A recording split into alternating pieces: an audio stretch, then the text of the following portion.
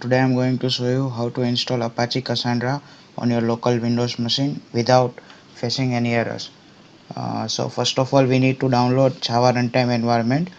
Uh, we need to download Java Runtime Environment 8U251. So I have already opened the archives of the Java Runtime Environment. So we'll navigate there and I will show you which version you have to download.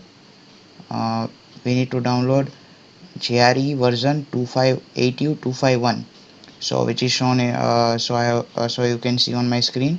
Download the installer according to your operating system. Here I am using Windows, so I will download the Windows installer, but you need to agree the terms and condition and then just click on download.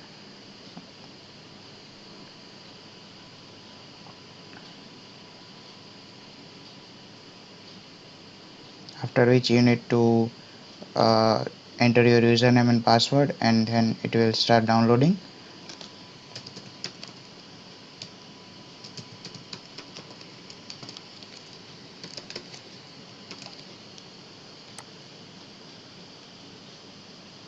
Save.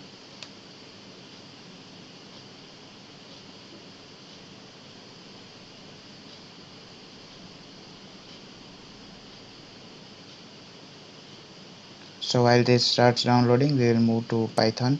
For running the SQLSH, we need Python 2.7 X. You can download any version of Python 2.7 greater than 2.7.10 or anything greater than that will work fine. For that we are going to choose the Windows MXI installer, since I am using the Windows operating system.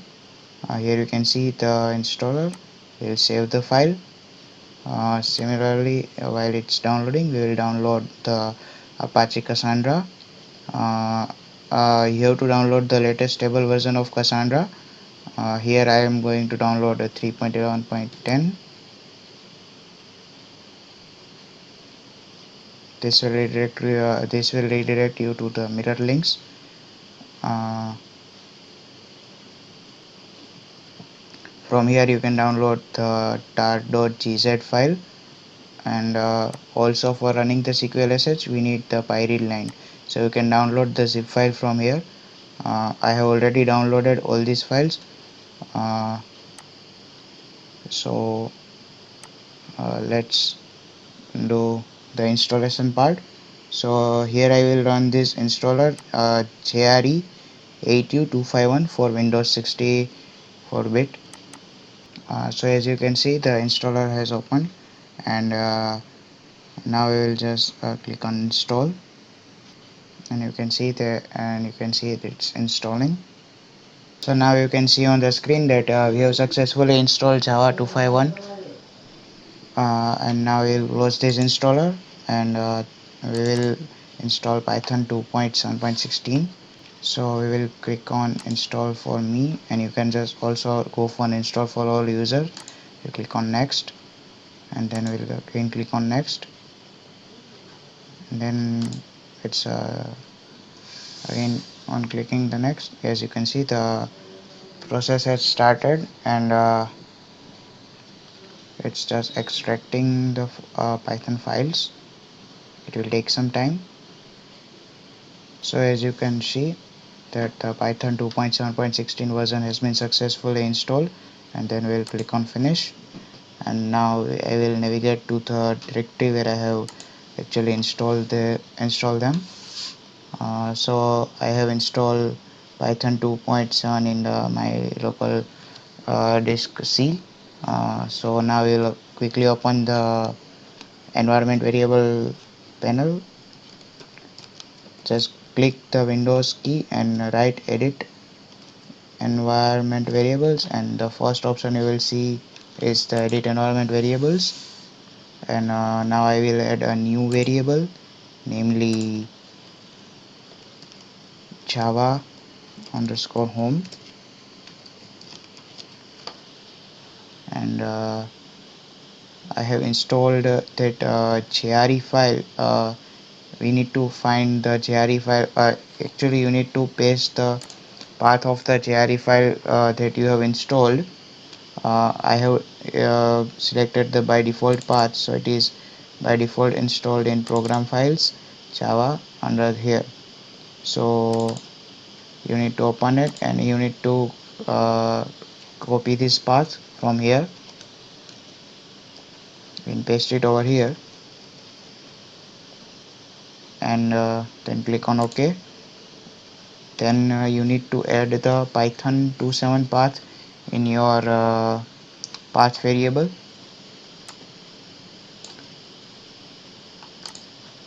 So select the path variable, click on edit. So if you are like me and if you are already using a python version of 3.8 or something like that, uh, then you may face this kind of issue. So I mean, after installing python 2.7 in your command prompt, it may be showing your python version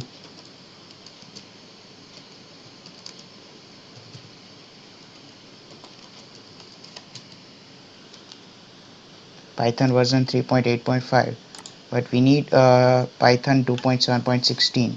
So so for that we are going to give that path. In our path variable we are going to set that path uh,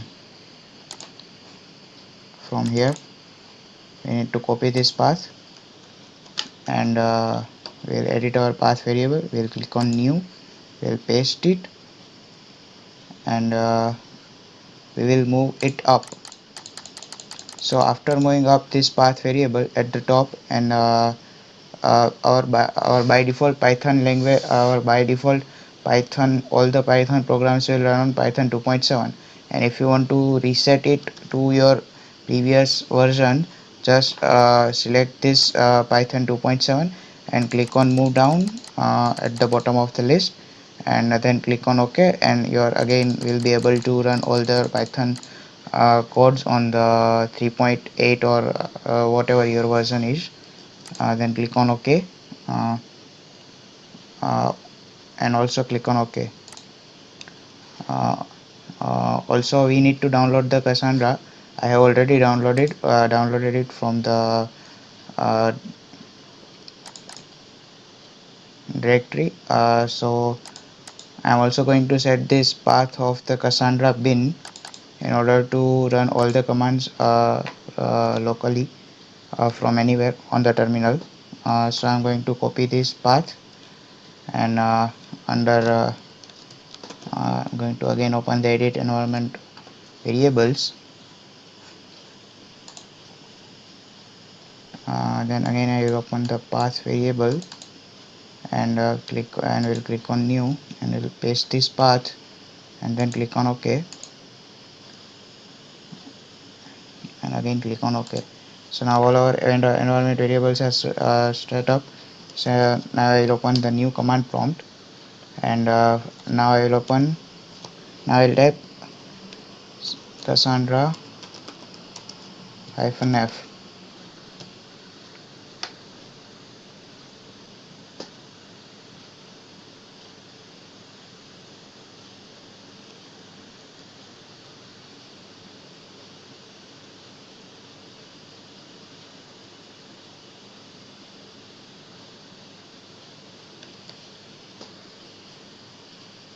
As you can see, our server is loading.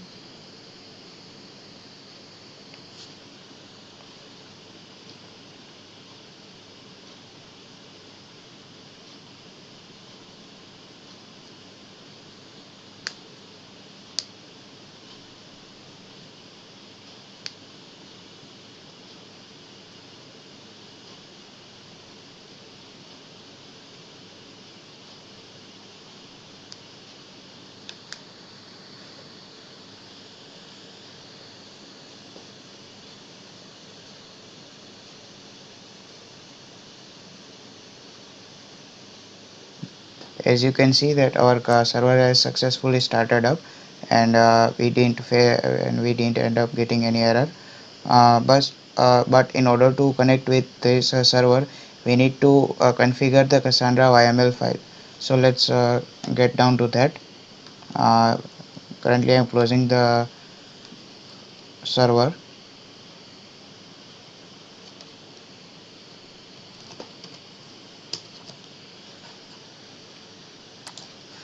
So let's move to the conf directory in your Cassandra, Apache Cassandra, where you have extracted from the zip file.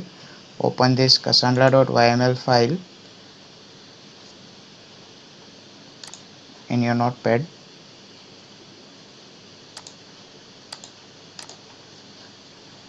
and then from here find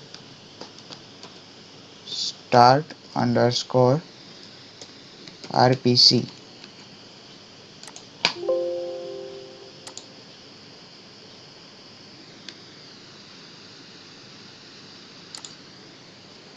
Okay, sorry. From here find start underscore rpc. So by default this boolean will be set to false. In order to communicate through CQLSH, we need to set it to true. uh, then again find enable user. Okay. And also set this boolean for enable user defined functions to true, and also the boolean below it, after few lines, enable scripted user defined functions also to true. Save this cassandra.yml file, close it, and now again open the command prompt and write cassandra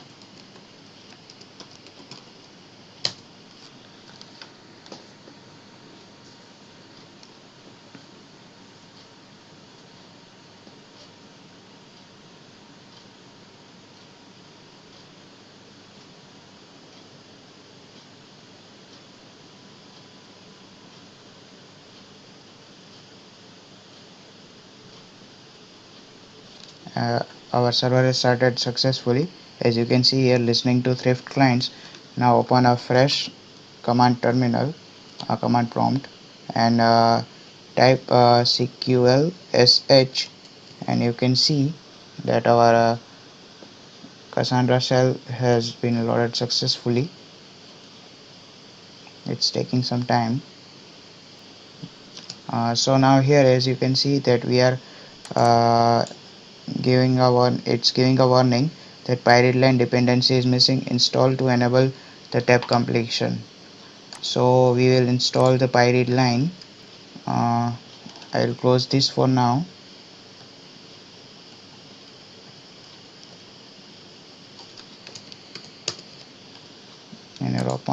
So here I have extracted the PyReadline master. From command prompt you need to navigate here and run this setup.py. So open a new command prompt, uh, navigate to the directory where you have extracted the PyReadline master, as I have extracted in Cassandra.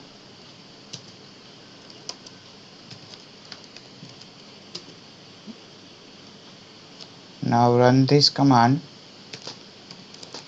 python setup.py install.